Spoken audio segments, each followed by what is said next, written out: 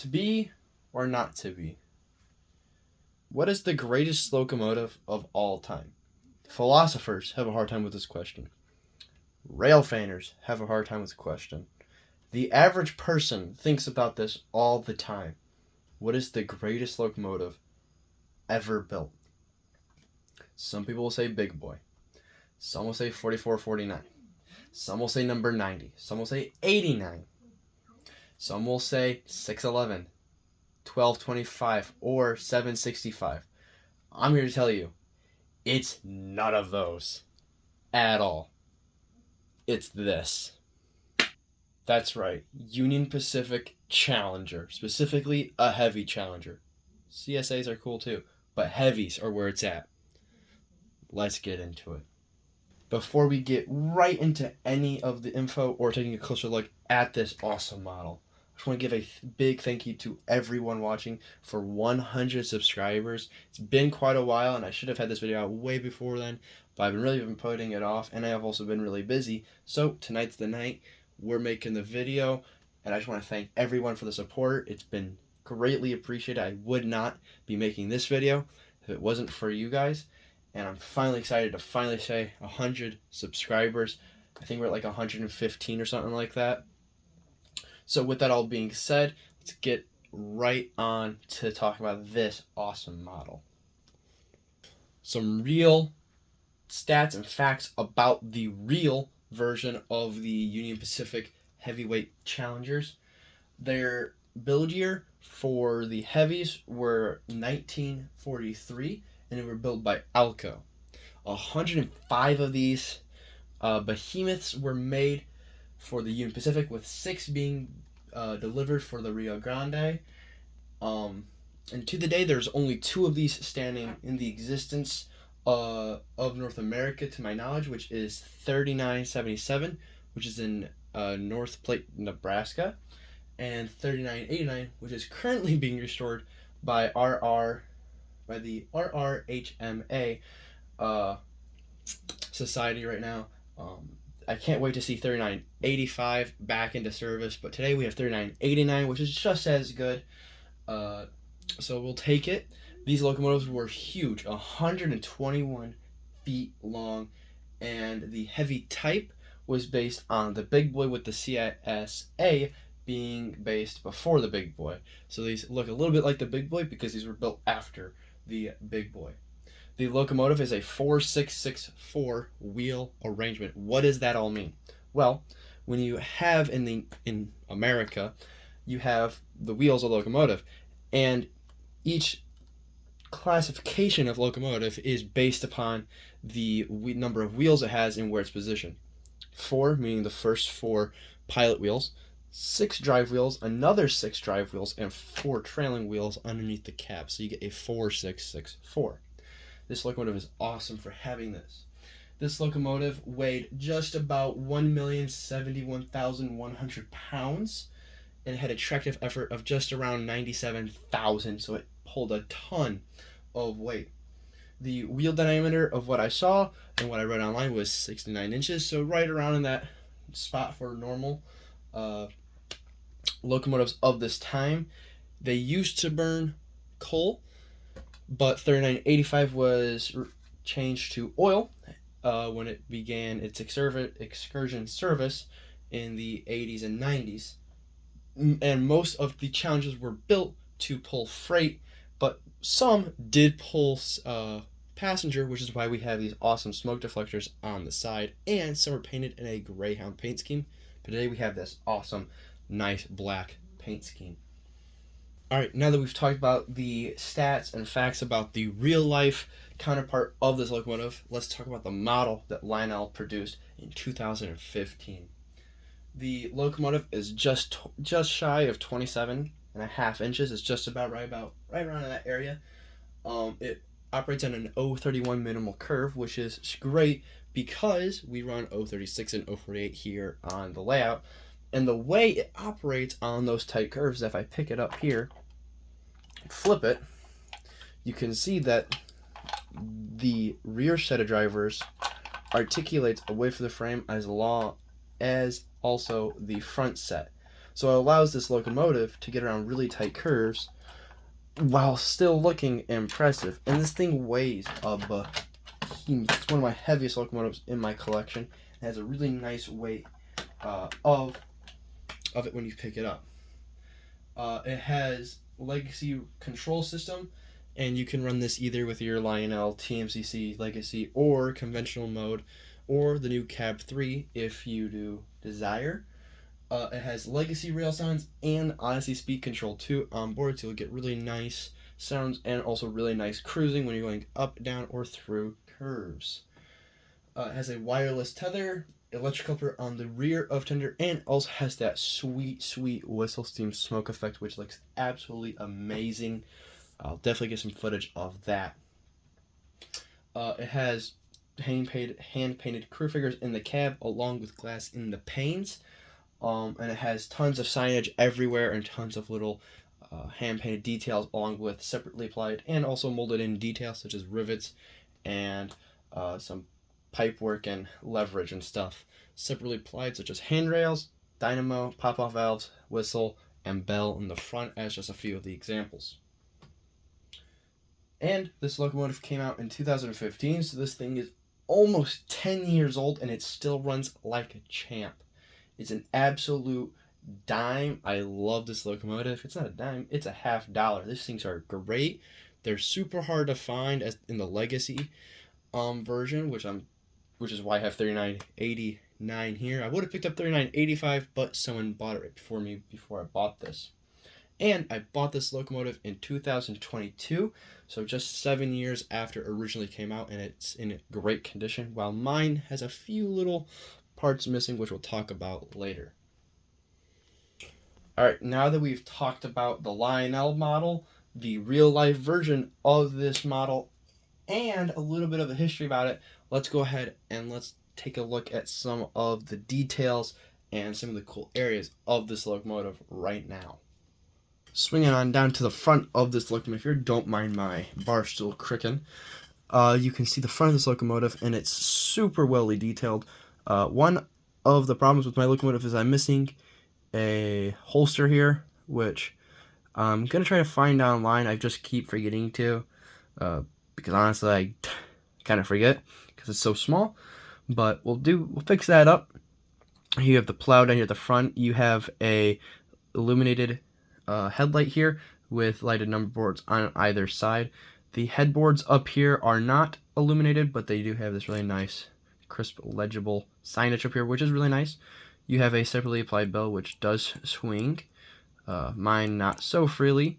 You have marker lights, one on either side, and these are illuminated. A nice little Union Pacific 3989 plaque in the middle. Tons of molded in detail all over, and you have nice separately applied handrails right here, along with some nice screening and molded in details all along here. Moving to the front of the locomotive, on top you can see the smokestack where there are two holes here, and if you want to add smoke unit to the smoke fluid to the smoke unit, you just put some directly down the stack, and if you want to put some in the whistle, they share the same reservoir, so you have to put quite a bit of smoke fluid in here to really get this thing all going. But when it does, it looks absolutely amazing. Here you can see the whistles right here for whistle steam smoke effect. This looks great when steam is shooting out of it, and it looks absolutely amazing. You have a hand-painted valve here, which is red. Very pretty. Coming on down, farther down, you have the pop-off valves, a dome, and a few more domes, which I don't really know what they do, because I'm not super big into the whole technology and understanding the mechanics of this. But, yeah. And you also have the dynamo way back here in the back, along with, I'm assuming, a sand dome in the back for applying sand to the drivers. Alright, coming down to the bottom half, you can see the driver assembly here. This looks absolutely amazing when in motion. Tons of great movement down here and tons of just action. I think it looks absolutely amazing. Here you can see some of the molded in piping that they have built into the frame. Again, it looks absolutely amazing in person. Kind of hard to see on camera, but you can kind of see it decently well. You can see the second half of the cylinder head way back here. So yeah, we'll take a look over here. you can see more of it. It's a little bit of a shorter distance than it is on the front, but hey, it looks good. You have some, I don't know what these are. I'm assuming probably some form of braking or tubing. Someone lets me know what these are. Go right ahead in the comments, but it doesn't affect and change my understanding of this hole too much, so it doesn't really bother me to not know. But hey, there's probably people out there who know way more about this locomotive than I do, but hey, I'm just a kid on YouTube. Here you have tons of molded in detail up on the boiler, and this boiler looks absolutely amazing, by the way. There's tons of rivets molded in, and there's also a separately applied handrail which runs down the entire side of this locomotive, which I think looks absolutely amazing. Coming back to the firebox area, here you see the giant firebox, which is absolutely massive. Here you see a little bit more of some pipework coming down from here. Here you have the cab with, of course, the Union Pacific 3989 signage right here, and there's also some glass inserts in the windows. The windows do not slide, but there are hand painted crew figures in the cab. So yeah, we have tons of nice detail here, and along with a really nice molded truck down here. So yeah, all in all, this looks really good. There's tons of detail everywhere on this locomotive, which I think Lionel actually knocked out of the park. But hey, I'm just a kid on YouTube, and I don't have much of a say, but you know, we're all in this hobby together, so I think this locomotive looks absolutely amazing. Looking at the back, you kind of see some holes in there, along with the two crew figures on either side. Honestly, not much going on in there. Decently detailed backhead, along with the firebox glow, which looks absolutely amazing when running it. But you can't really see it because the tender is right there. Also, if we pan right down, there's the tether, or I guess sensor right there, the male connector. This is where the locomotive connects to the tender, along with giving signal to the tender via this little sensor right there. Now that we've talked about the locomotive, let's talk about the tender in the back. Alright, taking a look at the tender, I kind of put it on this curved section of track just so we can see the articulation motion of the tender here. Here you can see tons of rivet detail. I mean, absolutely, probably hundreds, if not thousands of rivets put onto this. I'm not a rivet counter, pun intended, but this is probably decently accurate to the real Union Pacific 3989 Challenger, but I'm not a rivet counter. Here on top you have a real coal load, which is really, it's real coal. The tender is also die cast, so it has a really nice reassuring weight. The speaker for the locomotive is in here, along with the Lionel sensor track, which is underneath this set of Caterpillar here, which we'll take a look in a second. You have handrails all over the place, along with 3 opening hatches, and with the middle one being the sound pod to turn up and down the sounds of this locomotive. You have some builder's plate here and tons of detail on the truck. You can also see, if I move this back, the female connector here for the electronics in the tender to talk and communicate with the electronics in the locomotive. The back head of this tender is decently detailed, a lot of molded in detail, but hey, it looks great. You're not really going to notice it because, well, it's facing the back of the locomotive. You have handrails here on the side, and tons of nice little details all over the place. Showing up at the rear of this locomotive, you can see Union Pacific 3989 with a operational backup light, so when you put this locomotive in reverse, this light will turn on. You have operational marker lights here, here, and one in the middle. These are obviously all red, but they look great in operation. You have a simulated wood deck also on top, which I'm pretty sure is just molded in metal, but it looks great nevertheless. You have a little bit of signage down here at the bottom with an electric coupler, which can be thrown via the Legacy Cab 3 or Cab 1L or Cab 1 remote if desired to do so. You have a ladder here on the back and also on the other side, and handrails running up here, here, and also a little bit down here, but they are molded in. Let's see if I can get this in shot now. We're going to pick up our tender and get handprints, oh no, all over the tender. here you can see the underside of the tender.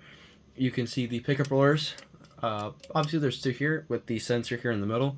And I really want to show and highlight the ingenuity of Lionel for doing this. I don't know if this is like this on the Vision Challenger, but the middle flanges of this Caterpillar style back here are removed, which allows this tender to get around those really tight curves, with the outer two being flanged, of course, and this being also articulate. But this, I think, is really cool because this whole center here is completely mounted to the frame, so it doesn't articulate. Alright, now that we have talked about this and shown off this and have talked about everything about this greatest locomotive ever created,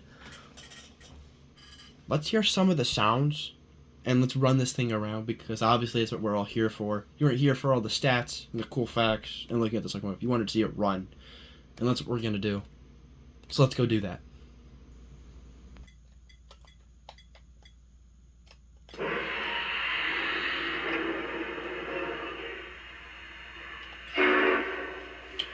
So, let's listen to this awesome whistle that it has.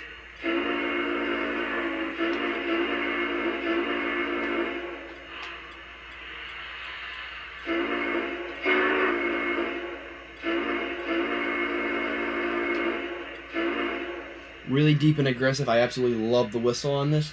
Let's take a listen to the bell real quick. Pretty standard bell.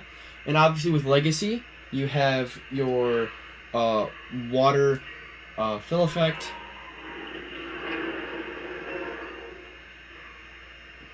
The water's full. Over. Roger that. Out. And you also have your coal fill. The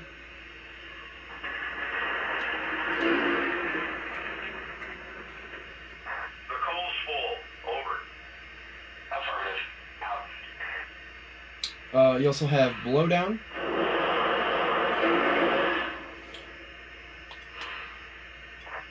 Dispatcher. And crew tops. Made up. Am I clear to make a move? Over. Roger. Your track is cleared. Dispatcher over. Roger. I've got a clear signal. Out. And since we got the all clear, let's hook this thing up to some cars and let's get it out of here. Thanks for watching.